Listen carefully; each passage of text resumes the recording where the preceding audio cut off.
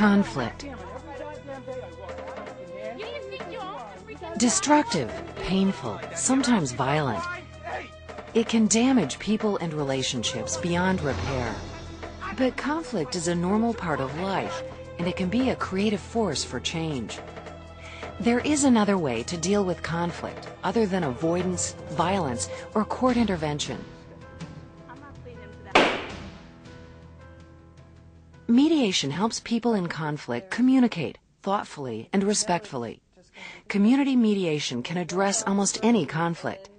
It is a voluntary, confidential way to find a win-win solution to a problem before it escalates to court intervention or violence.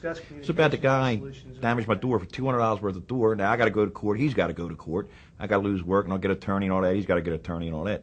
But a friend of mine told me about this mediation where we probably can resolve this thing without having to go to court and to me to get repayments. Mediation is a simple process where people who are in disputes, could be an individual or it could be groups, come together with a neutral third party. That neutral third party helps them to arrive at a conclusion that they develop themselves. Mediation is accessible and affordable. Sessions are scheduled at a time and place that are convenient to the participants. Community mediation centers receive funding support from a variety of sources, including donations, private foundations, nonprofit organizations, local governments, and the Maryland judicial system. This enables centers to offer mediation services to the public for free or on a sliding scale. We want to thank you for coming today and trying mediation. Volunteer mediators are community members, and they reflect the diversity of that community. The age, gender, and race of participants are all taken into consideration when selecting mediators for a session. I think it's very important for a teen to have another teen to talk to, for the simple fact that we got the slang thing going on and we got the appearance thing going on. So when a teen comes to mediation and when they see that type of dynamic going on, they be like, oh, okay, I feel comfortable. This person is just like me sitting across the table from me. So that makes them feel comfortable about talking about whatever it is that's going on with them. Cynthia, could you tell us a little bit about what brought you to mediation today?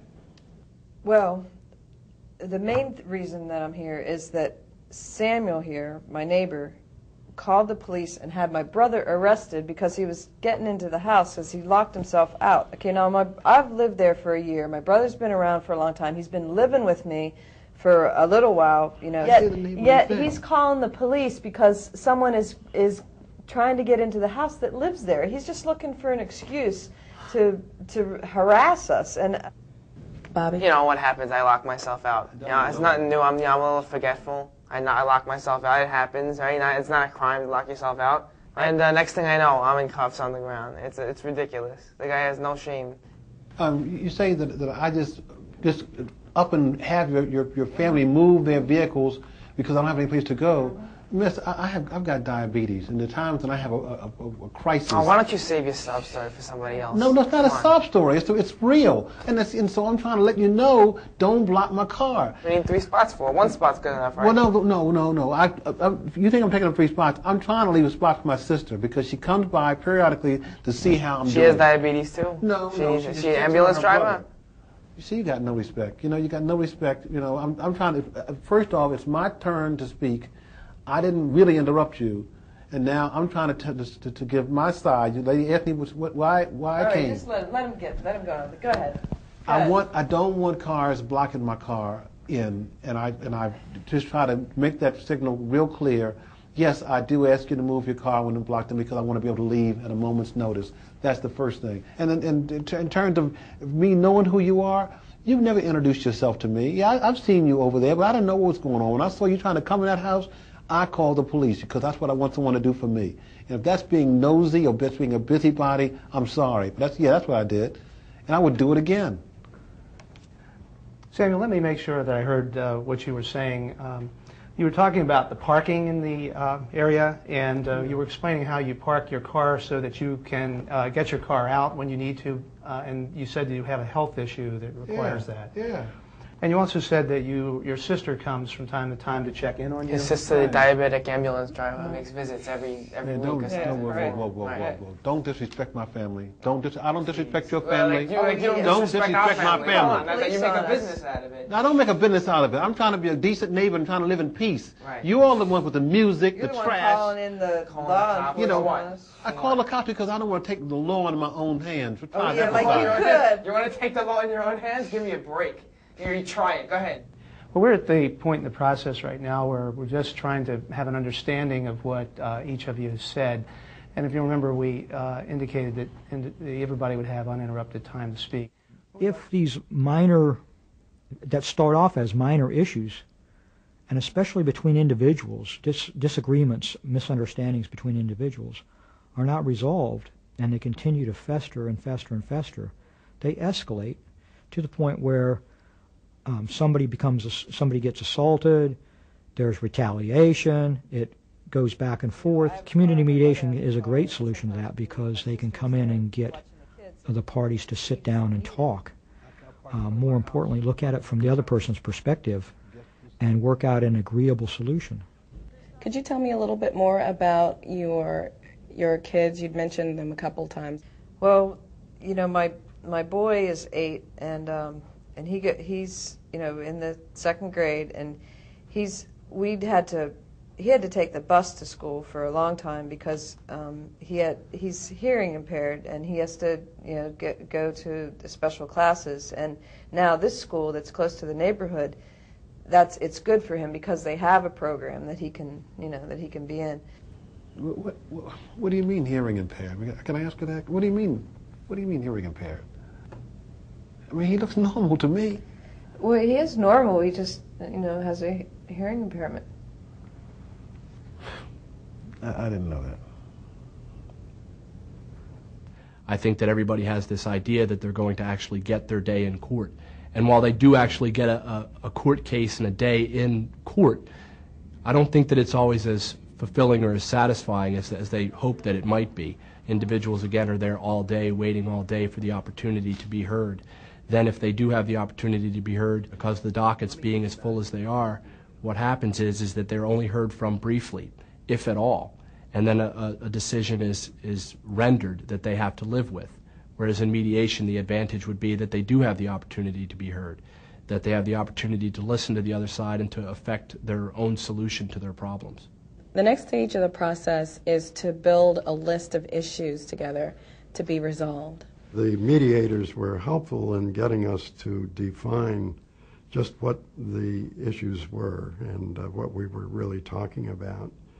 And they enabled us to state as individuals our personal views. Parking is an issue. Well, and just the way that he takes things into his own hands instead of like talking to us, that's going to be a problem. It goes into the ruler of everyone, calling the police and instead of just asking. Yeah. So it sounds like communication's an issue that needs to be resolved. Yeah. We need to take a look at this list and see if we were to resolve each of these issues listed here, would the conflict be resolved?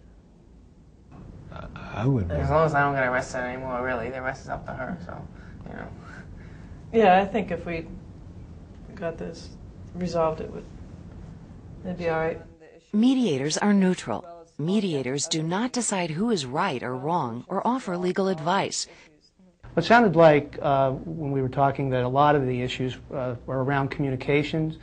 So can we discuss communications and the solutions around that issue? I mean, maybe maybe your children could say good evening or good morning. I say it, and maybe they could respond. Maybe. It sounds like what you are saying is that Samuel will greet. I will greet in a civil manner the children and anyone else who comes in. Okay. And I guess I could talk to my kids and let them know that it's okay to speak and say hello, goodbye, Part of a successful mediation is that the participants are the ones who come up with their solution. It's not an imposed solution. A mediator would never come and say, this is the answer to your problem. And it's often through the process of communicating where one party is able to express themselves and be heard and the other party is able to express themselves and be heard, that they themselves come up with their own solutions. Looking at this list, which of these solutions do you think you both can agree on? I'll talk to my kids about, they can say hello to him, they can speak to him when they see him. Yeah, I can discuss the issues with Cynthia and Bobby. I mean, I don't. Okay, what would that look like? Meaning, I can knock on their door, and if I got a problem, I can just tell them I got a problem and give them a chance to react. Yeah, I mean, that's important because a lot of these issues could have been resolved if he could have just spoken to us first. We've looked at communication and parking and the other issues. If you implemented the solutions you came up with, would the conflict be resolved? Mediation works. It does work, and I see it work all the time. And it's an incredible thing when you see people come in hating each other and walk out with a totally transformed relationship and a totally new solution to their conflict. Glad we solved this. Well, now that we have a signed agreement, I want to thank you all for coming and using mediation today, and I want to wish you all the best of luck. Well, thank you. Al, you did a great job.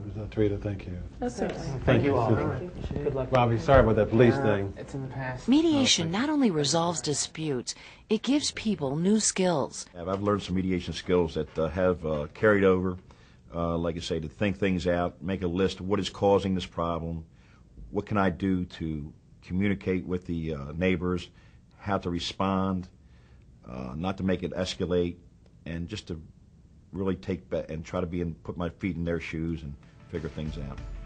Mediation has the potential for transforming our communities into more peaceful, collaborative, and harmonious places. The community mediation centers and programs throughout Maryland offer our citizens a real choice. How do we want to live with our neighbors, our family, our coworkers, our businesses, our friends? I think people need to think twice when they have a problem. Everybody is so anxious to have anger and be argumentative and all those kind of things. If you just sit down and talk things out, you can get much further than just yelling, screaming, and carrying on.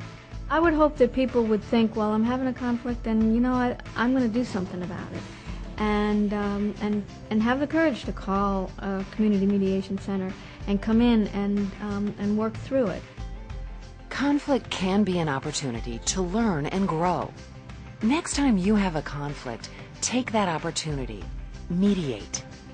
To find out about the Community Mediation Center in your area, call Community Mediation Maryland at 1-888-826-2262 or visit our website at marylandmediation.org.